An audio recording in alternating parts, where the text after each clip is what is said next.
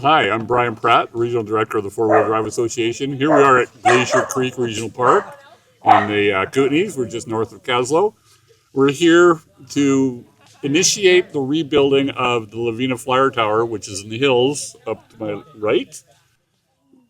2024, there was a wildfire that blew through the area and it burnt down the fire tower on top of Lavina Mountain. Fire tower and rec site, the association has been maintaining for a number of years through rec sites and trails. We found out early that there is some kind of a wildfire insurance that the government has. Through them, we have gotten funds to start rebuilding the tower.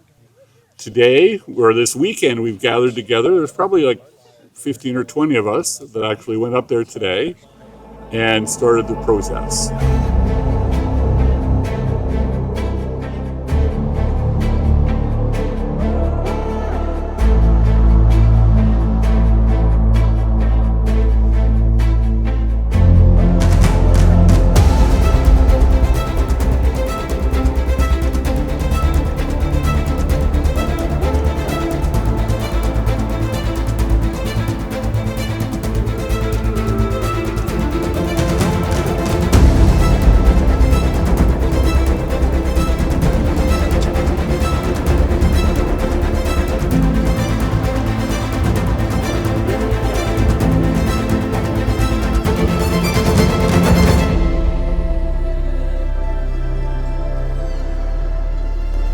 Here we are at the base of the Lavina Fire Tower Lookout Road.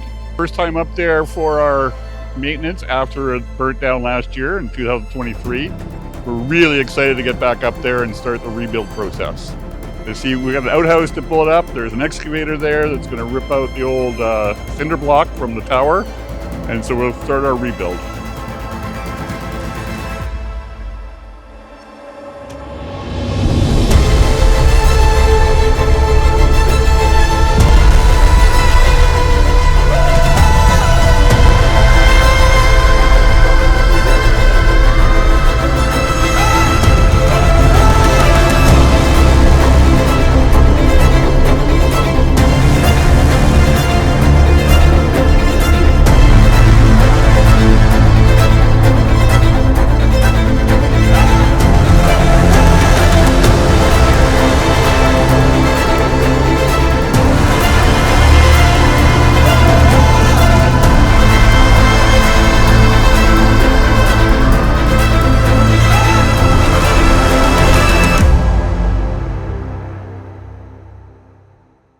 My name's Steve Fontaine. We're at Glacier Creek Regional Park today.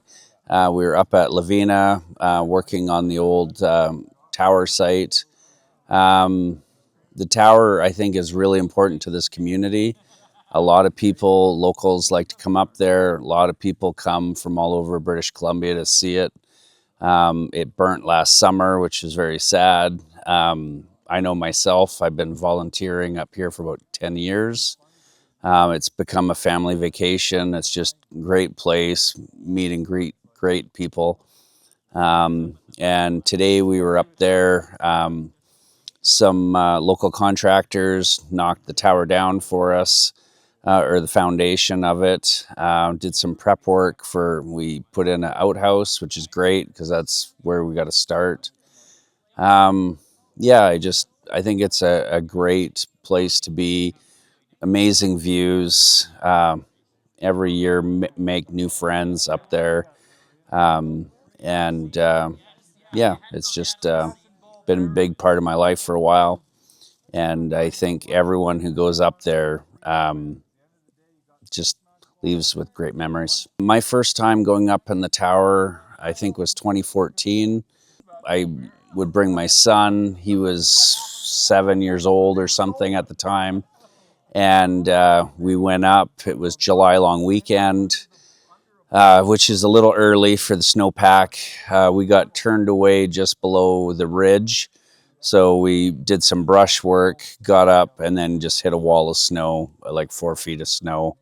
And with the angles, it's just like impossible. And that was great, So I've got 10 years of photos of my family growing. and coming up here with my son and stuff. And now he's grown and doing his own thing, so he's not here. But, you know, it's great to see some of the other kids that are coming up here having a great time. So, yeah, it's been awesome.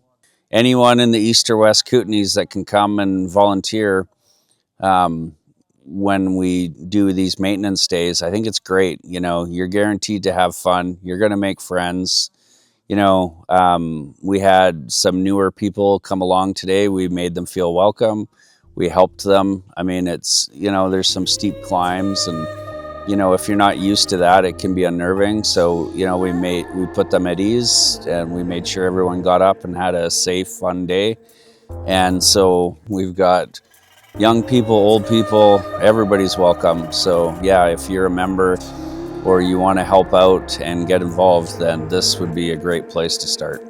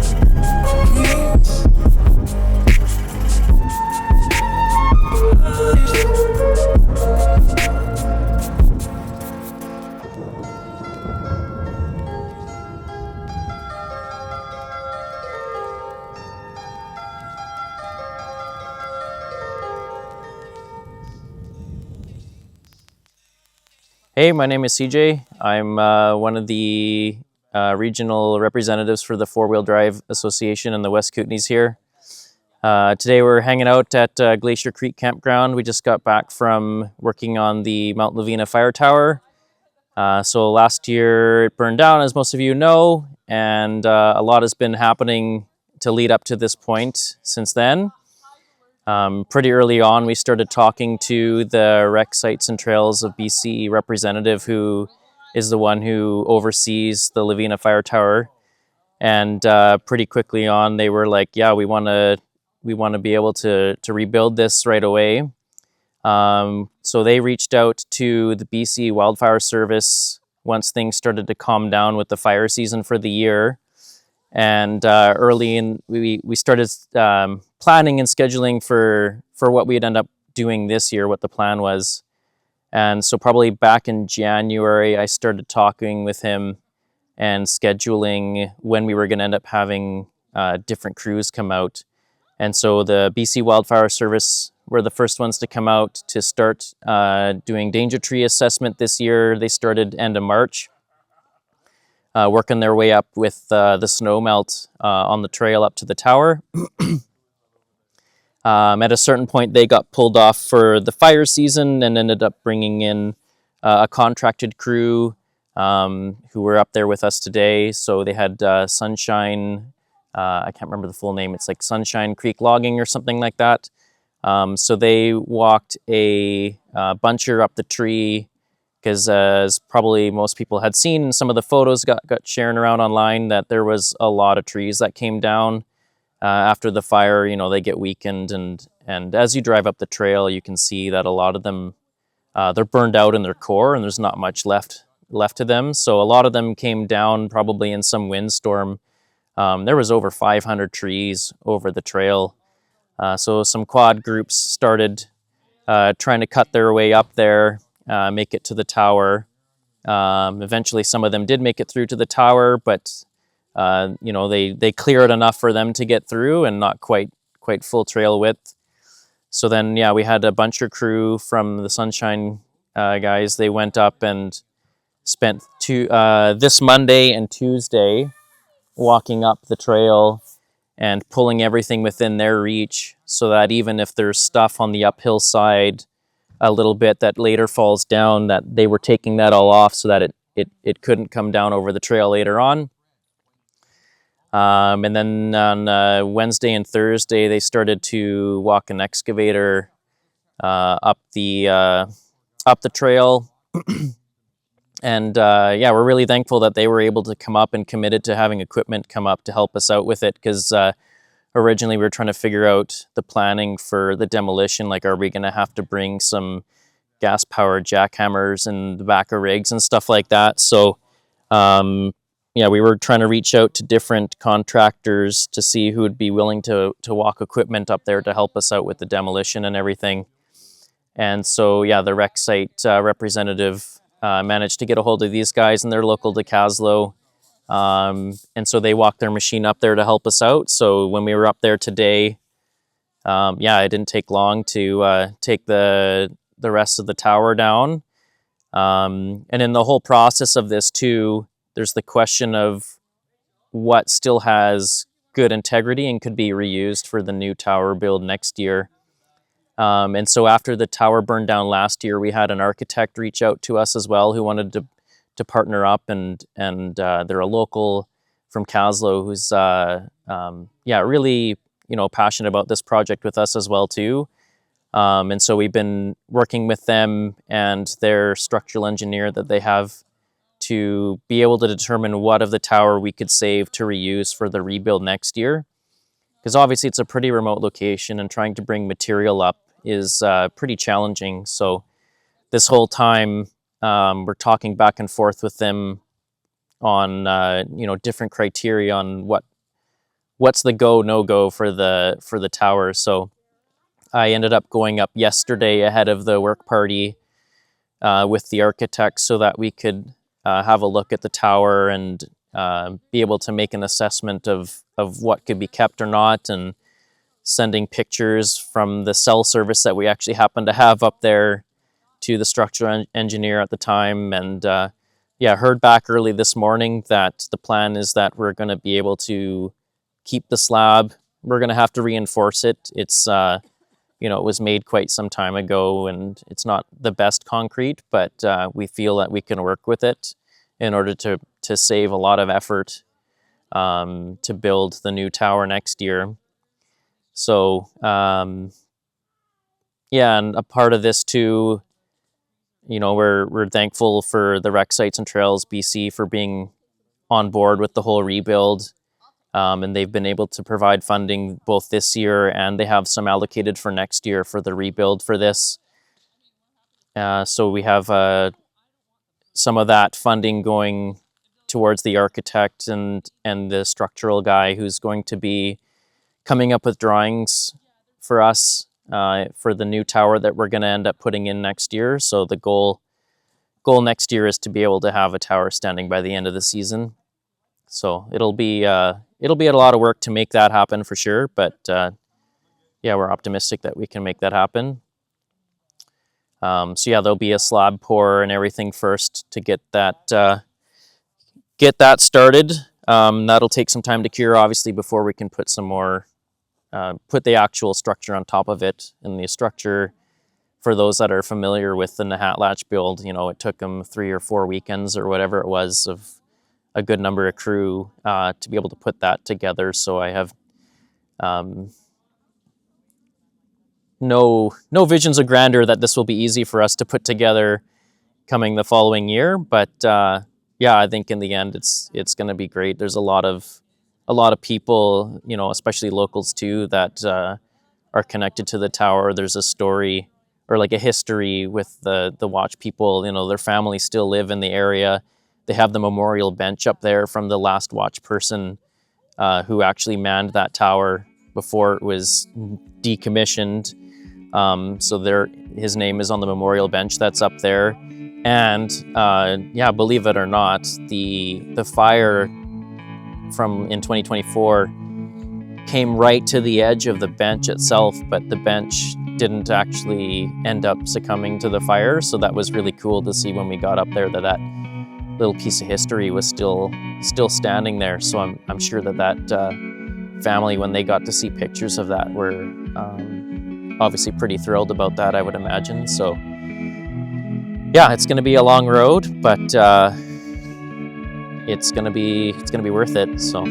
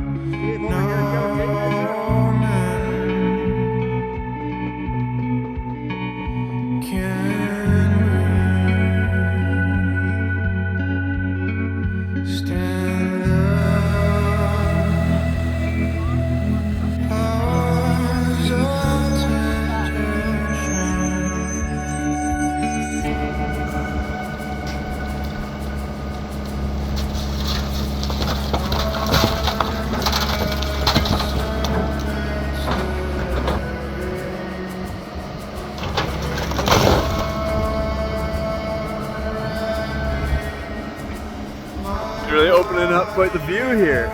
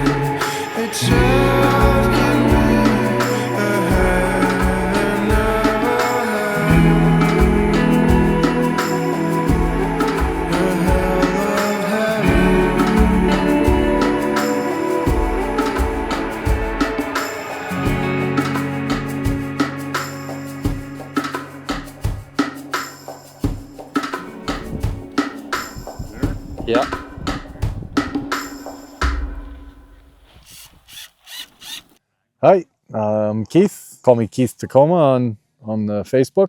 So we're here sitting under Mount Lavina. Most of you know it burnt last year, just prior to our planned work event. And so we lost that. And so today was like the rebirth, kind of the Phoenix starting over. We had the opportunity to go up today and install an outhouse. 2019 was my first year to this location. Met with a bunch of people who were here heading up. Dan and Gloria Reben, some amazing folks from Nelson who really welcomed me in and made me feel comfortable, and then with a group of people that I felt were well out of my range as far as off-roading and what was capable. I was in a fully stocked Tacoma long box going up, climbing 4,000 plus feet. And so here I am now. I'm a regional representative. I was part of the acquisition of Milford Lake rec site, which we have the maintenance contract for. Do as much as I can to help promote a smooth flow between what we have here as far as other clubs that we can work with. The ATV Association, they've been great. I worked with the Arrow Lakes ATV Club. We went and did some trail work just last weekend. So there's all those little connections, and for me, that's the most important part of all this. So yeah, if you're thinking about it, do it. Get out there. I'm a doer, not a sayer, so just come out, please. Lay across the land, I will show you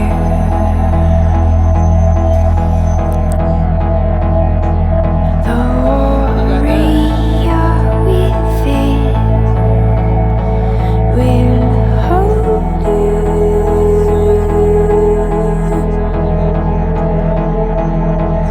You are made of gold, show no mercy.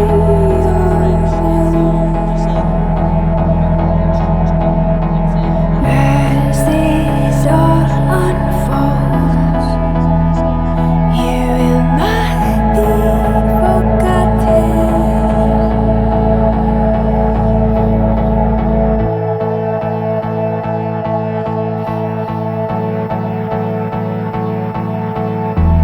Place your bare feet on the ground, let me hold you.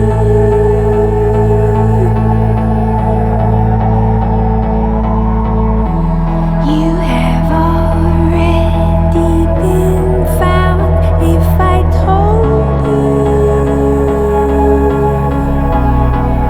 You won't have to worry about a thing.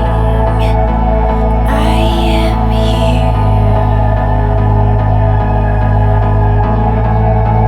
Please don't worry about a thing, as I am here. Do you believe me when I say that I am here?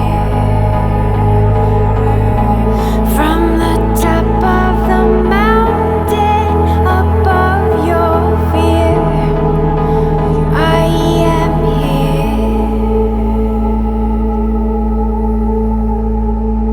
I am here.